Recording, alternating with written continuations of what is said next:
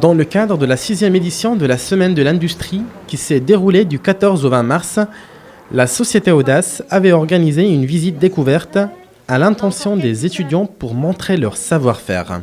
Chez Audace, nous sommes très impliqués, puisque je suis moi-même administrateur au Lance Valley, le cluster qui a été créé dans le digital culturel.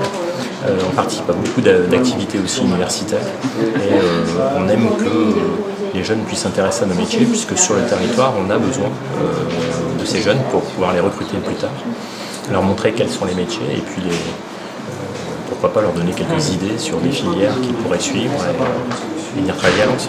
Nous sommes installés à Lens depuis 1998.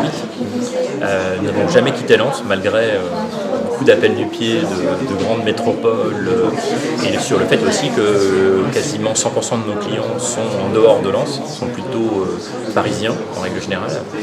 Mais on a trouvé sur Lens en fait un cadre de vie, un cadre de travail qui nous permet d'être plus efficace et en même temps de limiter nos charges fixes et donc d'être assez performant sur les appels d'offres des grands comptes.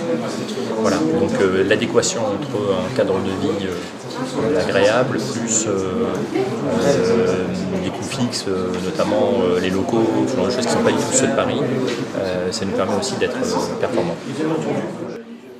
Cette année, l'industrie du futur se dévoile avec des outils de production modernes, mais aussi la transformation des modes de conception, d'organisation et de commercialisation.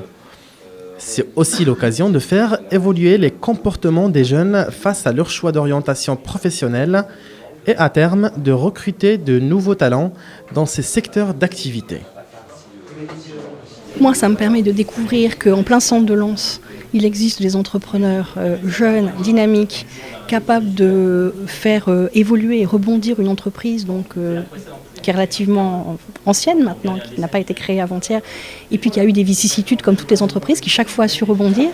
Donc c'est d'abord une façon de la découvrir, de porter témoignage de ce qu'il est possible de faire sur le territoire. C'est une façon de découvrir des techniques d'industrie numérique dont le niveau d'application est absolument gigantesque. On vient de le voir dans les présentations qui nous ont été faites. Ça permet, nous, côté fonction publique, de glaner des idées de partenariats possibles avec les entreprises qui peuvent nous être utiles sur des problématiques de formation, sécurité civile par exemple, ou sur un certain nombre d'autres sujets.